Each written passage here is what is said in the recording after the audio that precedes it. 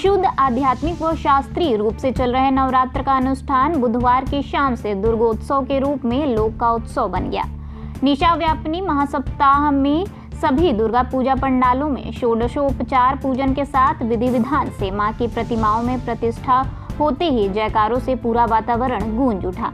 पंडालों में मां के दर्शन को श्रद्धालुओं की भीड़ उमड़ पड़ी और भगवान शिव श्री काशी विश्वनाथ की नगरी मां आदि शक्ति की साधना, उपासना, आराधना के रंग में डूब गई। गांव से शहर तक हर ओर मां आदि शक्ति दुर्गा की भक्ति का ज्वार बह उठा है।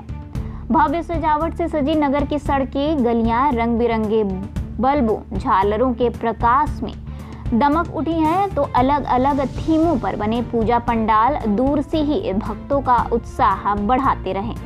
भारत सेवाश्रम संघ, बंगाली टोला, रामकृष्ण मिशन आदि स्थानों पर बने दुर्गा पंडाल में बंगाल के सांस्कृतिक जीवन, होठी, ढाक की थाप से लगायत धुनुची नृत्य तक करते भक्त मां की आराधना में लीन दिखे।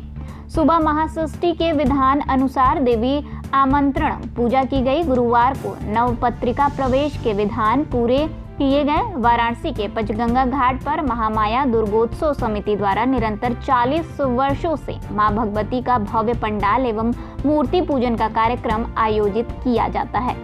आपको बताते चले, गंगा किनारे तट पर यह ऐसी दुर्गा प्रतिमा विराजमान होती है जो वाराणसी के पक्के महाल क्षेत्र में आती है। यहाँ प्रतिदिन हजारों की संख्या में क्षेत्रवासियों सहित दूर दराज से लोग भव्य पंडाल एवं माता के स्वरूप को निहारने आते हैं एवं सबके सुख समृद्धि की कामना करते हैं। विगत 40 वर्षों से हमारी संस्था दुर्गा पूजा का आयोजन समस्त जूनियर, सीनियर, वरिष्ठ हर तरह के कार्यकर्ता हमारे यहाँ उत्साह से माता रानी की पूजा पाठ, हवन सारा कार्यक्रम होता है।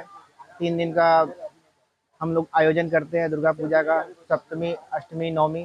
सप्तमी के दिन सुबह माता का आवाहन वैदिक ब्राह्मणों द्वारा किया जाता है। उसके बाद बच्चों का सांस्कृतिक कार्यक्रम और शाम के समय माता का जागरण, भजन, आरती, पूजा।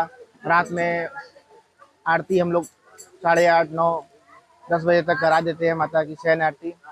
आरती का क्या है, क्या किस तरीके से आरती होती है और कौन पुजारी होता है? आरती में हमारे जो वैदिक विद्वान हैं उनके द्वारा माता की शयन आरती कराई जाती है, जिसमें क्षेत्र के कुछ उत्साही युवक डमरू दल का भी प्रदर्शन करते हैं और माता रानी का भव्य शयन आरती किया जाता है।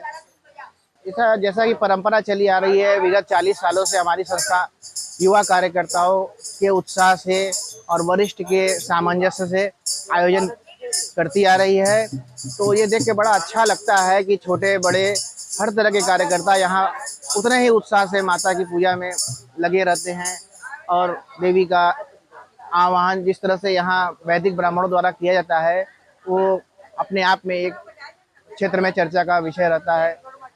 हम लोग ये पूजा जो वर्तमान में अभी आप देख रहे हैं बिंदु माधव के मैदान पर हो रही है, ये प्राचीन परंपरा है। यहाँ 40 साल से हम लोग ये पूजा करा रहे हैं। हमारे बगल में गंगा का तट है, पावन गंगा बह रही है। ऊपर बिंदु माधव भगवान का महत्व कार्तिक मास में विशेष रहता है। यहाँ 1 मास लोग गंगा स्नान करके बिंदु माधव की दर्शन करते हैं। उसके बाद उनकी जो पूजन है, उनका जो है स्नान है वो पूर्ण होता है। बगल में तैलंग स्वामी बाबा का भव्य मठ है।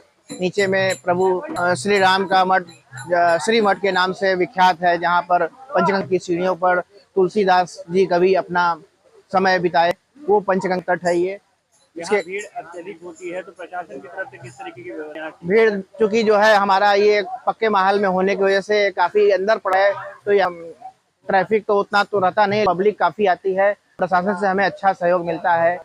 दिन 1 बार या 2 बार प्रशासन की ओर से एक बंदा आता है जो कि देख के जाता है व्यवस्था कैसी है, क्या है।